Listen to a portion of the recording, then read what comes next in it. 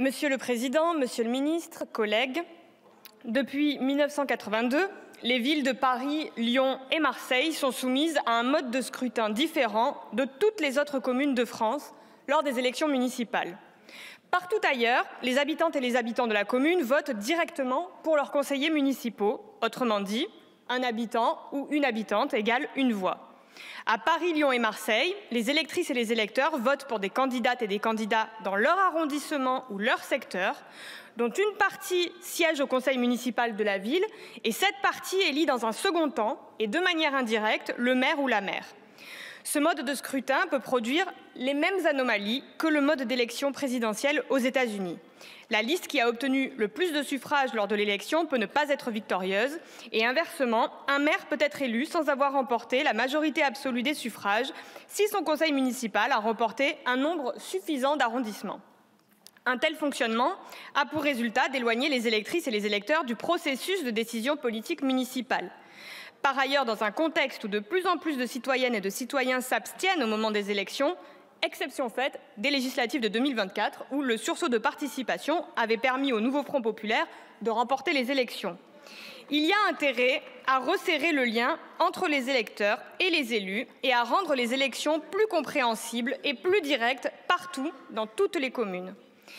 Évidemment, nous ne sommes pas dupes sur les motivations qui ont poussé le groupe macroniste à proposer cette loi maintenant. Nous ne sommes pas sans ignorer quel est le résultat de négociations de couloir entre l'actuel ministre de la Culture et l'Élysée. D'ailleurs, lorsqu'on met sur la table une loi qui propose de réparer une anomalie démocratique, le bon sens voudrait qu'on se concerte avec les conseils municipaux concernés. Pour notre part, nous estimons qu'il faut restaurer la confiance des citoyennes et des citoyens dans la vie démocratique nationale et locale.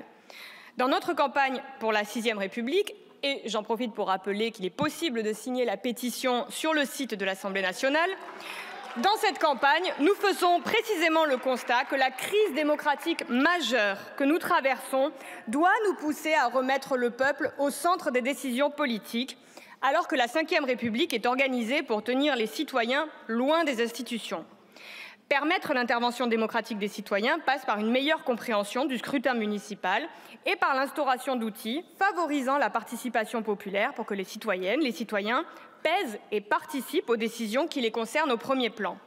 Nous proposons ainsi de confier aux communes la possibilité d'organiser des débats citoyens, d'instaurer un référendum d'initiative citoyenne locale avec la possibilité de révoquer un élu, de proposer des mesures et des sujets à l'ordre du jour d'une assemblée ou encore d'abroger une loi ou une disposition. Évidemment, cela ne peut pas se faire sans garantir aux communes des moyens d'action et donc des moyens financiers, alors que la loi de finances pour 2025, passée par 49.3, a coupé 2,2 milliards dans le budget alloué aux collectivités. C'est autant d'argent en moins pour le financement des services publics ou dans la nécessaire planification écologique dans laquelle les communes ont un rôle à jouer au premier plan. C'est pourquoi à la France insoumise, nous avons censuré le budget et le gouvernement à chaque fois que l'occasion s'est présentée. Nous considérons que cette proposition de loi constitue une avancée démocratique. Elle permet d'aligner au moins partiellement les villes de Paris, Lyon et Marseille sur le mode de scrutin qui s'applique dans le reste des communes françaises avec un scrutin proportionnel à 2 tours. Par ailleurs, l'abaissement de la prime majoritaire de 50% à 25% est un premier pas vers une meilleure représentativité du vote. Nous défendons son élargissement à l'ensemble des communes.